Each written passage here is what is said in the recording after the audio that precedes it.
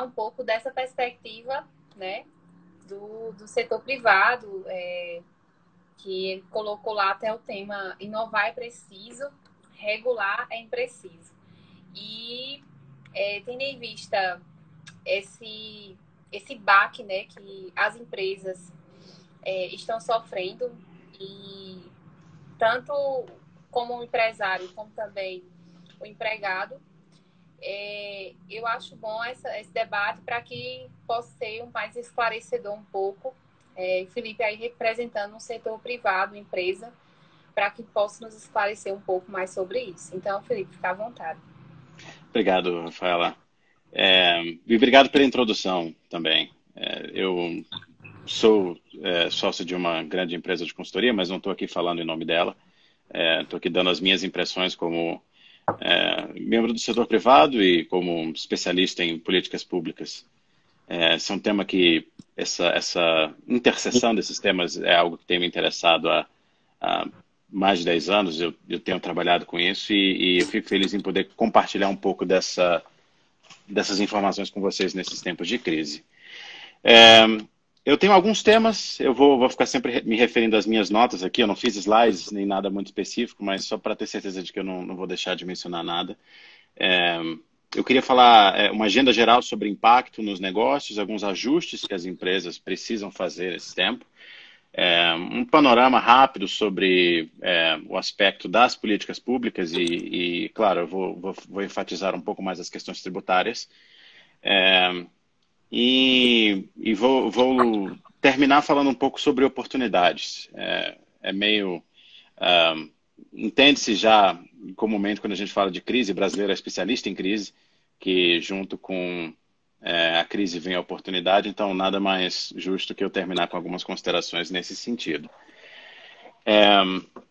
Bom, sem muitas delongas, né, nós temos visto que, na maioria dos países, os governos vêm adotando ou minimamente anunciando pacotes de estímulo para indivíduos e também para empresas, e os bancos centrais têm se esforçado para tomar medidas para estimular a liquidez e para proteger a economia.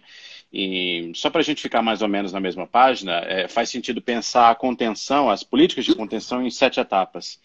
Ela começa com políticas de restrições a viagens, depois de restrições a eventos, de fechamentos de escolas, finalmente de isolamento parcial e redução da atividade econômica. Então, é quando algumas empresas e alguns negócios começam a fechar. Depois é um isolamento total e recomenda-se que só saia à rua as atividades essenciais. E aí entra, inclusive, toda uma outra categorização político-regulatória sobre o que é um serviço essencial. Então, se por um lado, fazendo um parênteses aqui, o tema de telecomunicações, por exemplo, resistiu-se em diversos países do mundo tratar telecomunicações como um serviço essencial por causa da carga regulatória que vem quando você assume essa classificação, e sabe-se disso porque isso já foi um debate de muitas décadas nos Estados Unidos. Agora eles foram meio que de sopetão adicionados a essa lista de serviços essenciais e depois a gente vai sentir os efeitos regulatórios disso no longo prazo. E aí a gente entra na parte de retomada, com as duas últimas etapas de contenção, que é a liberação parcial das restrições e, finalmente, o que nós todos esperamos, que é a remoção total das restrições. Hoje, a maioria das cidades e estados no Brasil estão em algum lugar entre isolamento parcial e redução da atividade econômica e isolamento total. Mas há indicação de alguns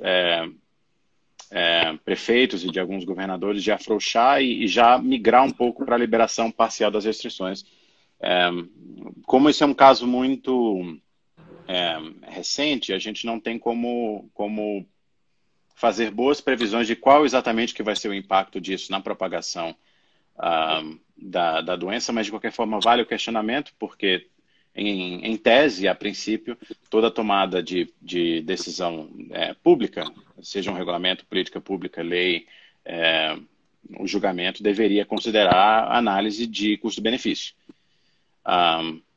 E essa, inclusive, fazendo um segundo parênteses aqui, foi um tema bastante interessante de um julgamento de uma política pública nos Estados Unidos de muitos anos atrás sobre a inclusão como é que chama, safety labels, a inclusão de rótulos de segurança em produtos que contêm algum químico perigoso, alguma coisa do gênero.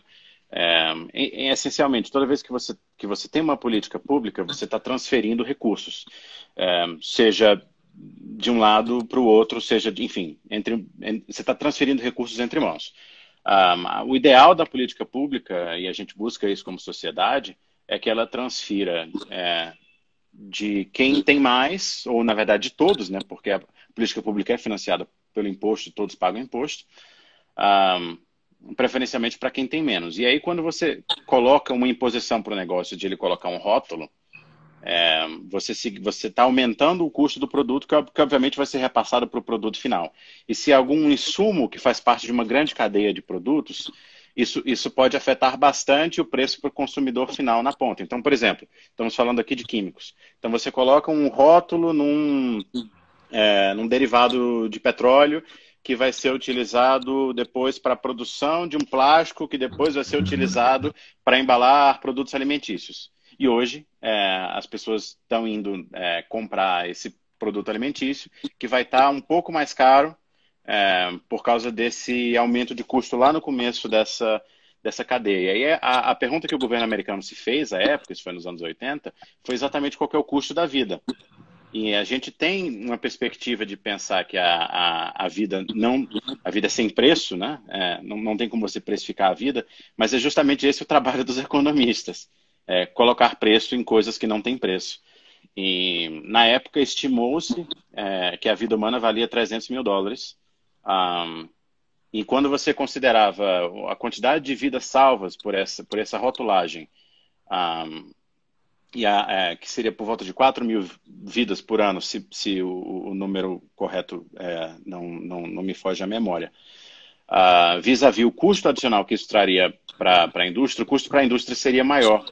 E aí pareceu contraintuitivo, é algo tão simples como colocar uma etiqueta. Por que economicamente essa pergunta não fazia sentido? Essa resposta não fazia sentido. Então eles trouxeram um outro economista que refez o cálculo para considerar não só esses 300 mil, eles foram derivados a partir da expectativa de ganho durante a sua vida útil, trabalhando.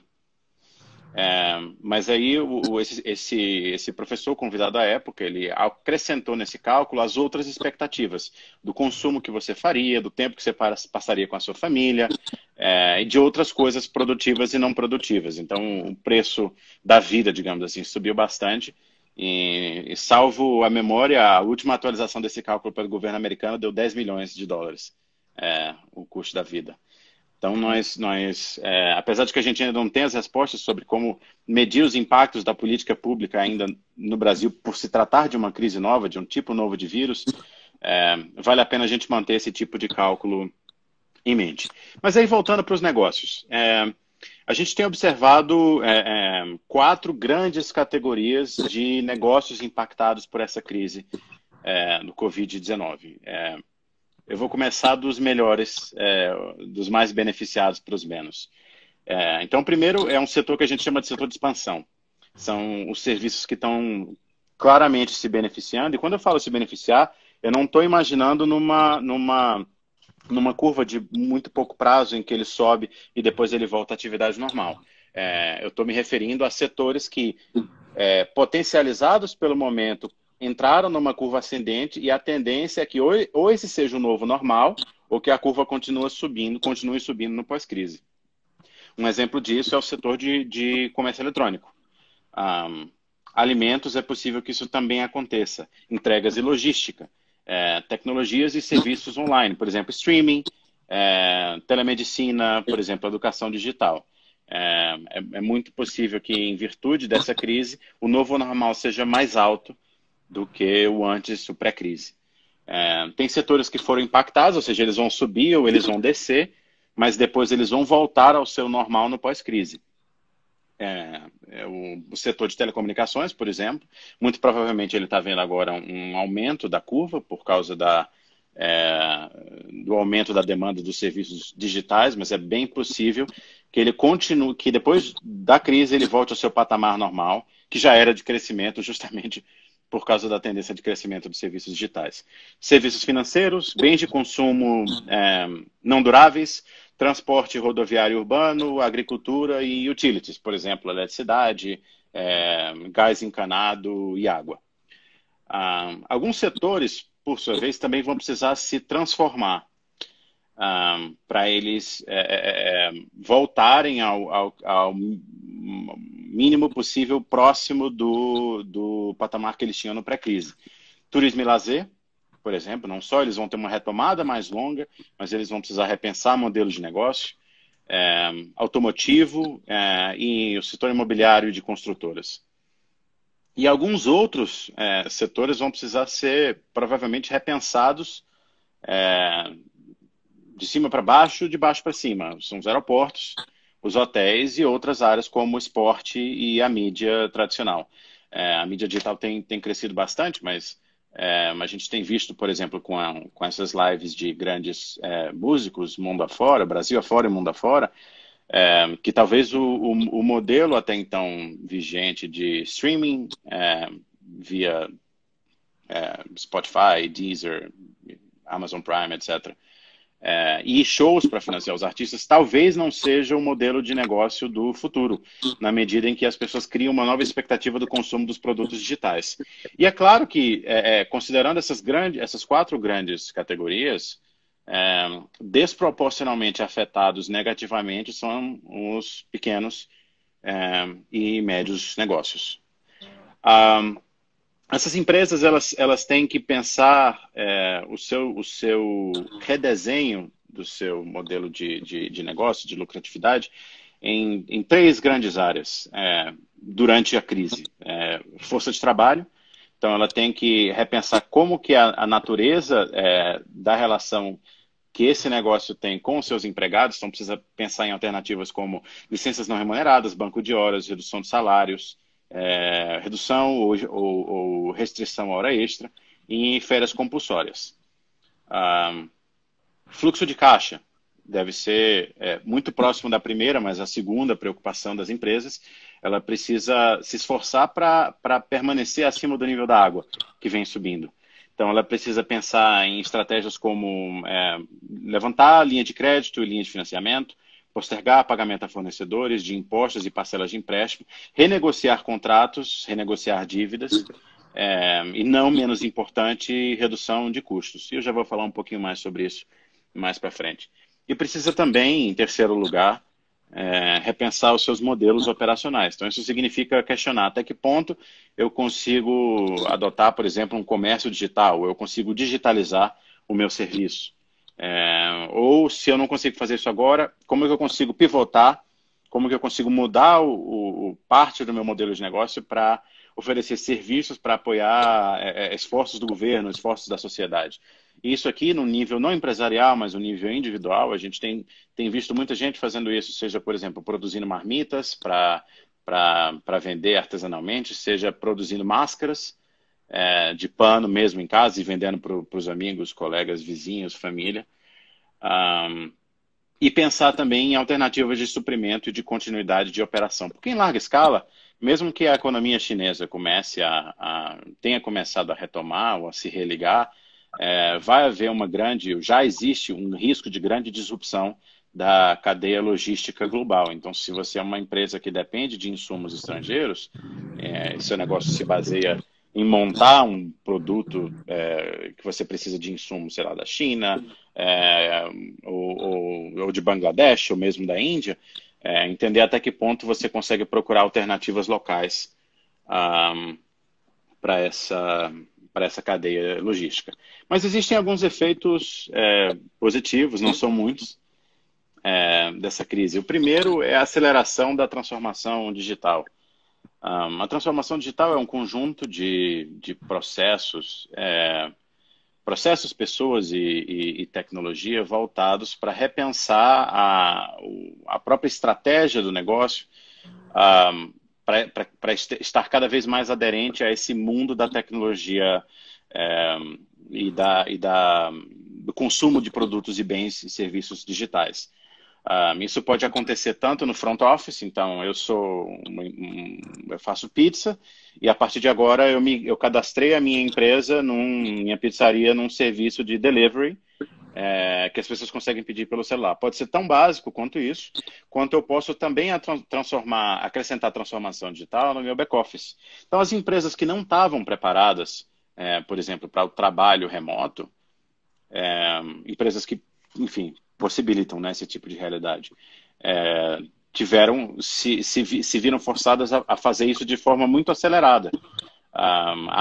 Seja garantir que todo mundo tem uma máquina, que todo mundo tem internet em casa, o mais básico, até garantir ferramentas como VPN, para você acessar e-mail, para você acessar os arquivos confidenciais, adoção de ferramentas de trabalho em time remoto, Microsoft tem, Google tem, enfim, outras N empresas oferecem as suas ferramentas.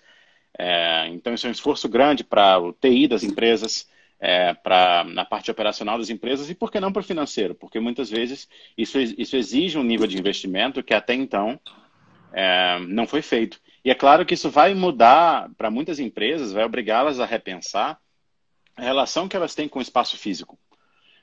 Então, hoje ainda se mantém que muitas empresas precisam de escritórios grandes e mantém a ideia de uma mesa para cada pessoa. Nos últimos alguns anos, já várias empresas diminuíram essa métrica, então uma mesa para cada 2 pessoas, às vezes uma mesa para cada 3 pessoas, e encorajava o trabalho remoto. Mas o que acontece quando 100% da sua força de trabalho, um número muito próximo disso, precisa trabalhar de casa? Você precisa repensar diversos processos e as